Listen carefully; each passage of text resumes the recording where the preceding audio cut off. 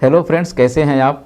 देखिए, आज हम एक बहुत ही इम्पोर्टेंट टॉपिक डिस्कस करने जा रहे हैं और इसीलिए शायद हमारी आवाज़ में बहुत नरमी भी है और थोड़ा स्लो हम लोग जा रहे हैं ताकि आपको समझने में कहीं से कोई परेशानी ना हो।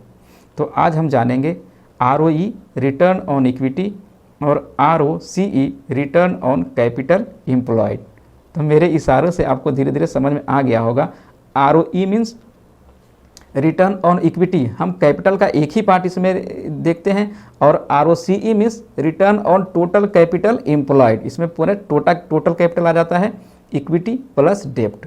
चलिए अब आइए इसको हम लोग धीरे धीरे करके समझते हैं। पहले जब अगर आप चलो बिजनेस खड़ा करने जा रहे हैं तो कैपिटल का कैसे आप एक्युमुलेशन करते हैं। सबसे पहले कुछ पैसे आप लगाते हैं और कुछ पैसे कहीं से भी उधार लेते हैं, या तो बैंक से हो या फिर दोस्त से हो, रिश्तेदार से हो, कहीं से भी आप उधार लेके आते हैं, यानी वो हो गया डेट। और जो पैसे आपने लगाए या फिर अपने जगह पे आपने मार्केट में शेयर इशू करके उठा लिए तो वो पैसे क्या हो गया, वो हो गया इक्विटी। तो कैपिटल का दो पार्ट हो गया, इक्विटी प्लस डेट। मतलब आपके पैसे इक्विटी हो गए और जो बाहर आपने उधारी लाए हैं, जो आपने कहीं से बोरो करके लाए हैं, वो हो गया आपका डेट। तो चलिए इससे हम लोग एक एग्जाम्पल के माध्यम से समझते हैं। आपने एक कंपनी शुरू करा, 1000 रुपया आपने लगाया और 1000 रुपया आप अपने एक फ्रेंड से उधारी ले लिए। चलो आपने जो भी डिस्कस करा हो, रिटर्न देना है, उस पर ब्याज देना है कि नहीं देना है, या फिर आपका दोस्त कह देगा ठीक है भाई अपना काम कर लो, हमें जब होगा तो वापस कर देना, जैसे भी हो वो, बट है हमारा उधारी ही, वो हमारा डेट ही है। तो हमारा कैपिटल कितना हो गया, 2000। 1000 आपके और 1000 आपने अपने दोस्त से उधार लिया, और साल होते होते वो 2000 रुपया आपका 4000 रुपया हो गया। तो टोटल इनकम कितना हो गया, 2000 रुपया। अब 2000 लगा के आप 2000 कमाए तो आपका रिटर्न परसेंटेज में कितना हो गया, 100%। तो ये आपका क्या हो गया, ये हो गया आपका ROC रिटर्न ऑन कैपिटल या फिर रिटर्न ऑन कैपिटल एम्प्लॉयड। अब हम इसी एग्जांपल से आगे चल के कैलकुलेट करेंगे ROE। चलिए फिर से देखते हैं इस एग्जांपल को। 100 रुपये आपके और 100 रुपये आपके दोस्त के उधारी के, 2000 रुपये।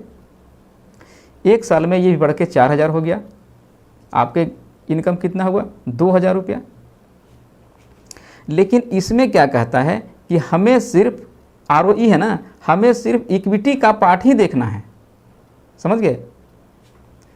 हमें सिर्फ इक्विटी का पार्ट ही देखना है, मतलब 2000 के जो हमारा कैपिटल था उसमें से 1000 ही देखना है। तो आप 2000 लगा के 4000 कमाए थे ना, तो वहाँ हम लोग 2000 माइनस कर रहे थे इनकम, टोटल इनकम निकालने के लिए।